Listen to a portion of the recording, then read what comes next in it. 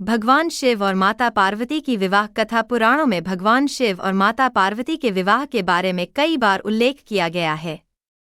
ऐसा भी कहा जाता है शिव और पार्वती का विवाह महाशिवरात्रि के दिन संपन्न हुआ था। महाशिवरात्रि आने को है और सभी भक्तों ने इसकी धूमधाम से तैयारी शुरू कर दी है। वैसे महाशिवरात्रि के बारे में कई मान्यताएं हैं। आज आपको बताते हैं भगवान शिव और माता पार्वती के विवाह की कहानी। जी हाँ, पुराणों में ऐसा दावा किया गया है कि महाशिवरात्रि के पर भगवान शिव और माता पार्वती का विवाह हुआ था। तो चलिए आज आपको भी अवगत करवाते हैं इस खूबसूरत कथा से। माता पार्वती भगवान शिव से विवाह करने की इच्छुक थीं। सभी देवता गण भी इसी मत के थे कि पर्वत राजकन्या पार्वती का विवाह शिव से होना चाहिए।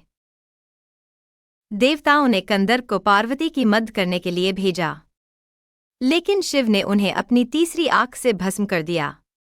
अब पार्वती ने तो ठान लिया था कि वो विवाह करेंगी, तो सिर्फ भोलेनाथ से शिव को अपना वर बनाने के लिए माता पार्वती ने बहुत कठोर तपस्या शुरू कर दी। उनकी तपस्या के चलते सभी जगह हाहाकार मच गया। बड़े बड़े पर्वतों की नींव डगमगाने लगी।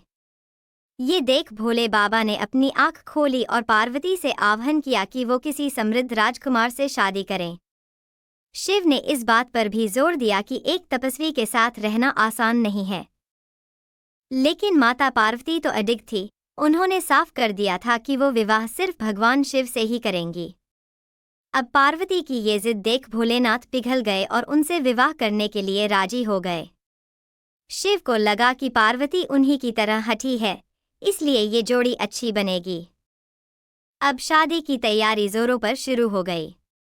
लेकिन समस्या ये थी कि भगवान शिव एक तपस्वी थे और उनके परिवार में कोई सदस्य नहीं था। लेकिन मान्यता ये थी कि एक वर को अपने परिवार के साथ जाकर वधू का हाथ मांगना पड़ता है। अब ऐसी परिस्थिति में भगवान शिव ने अपने साथ डाकिनियां, भूत प्रेत और चुड़ैलों को साथ ले जाने का निर्णय किया।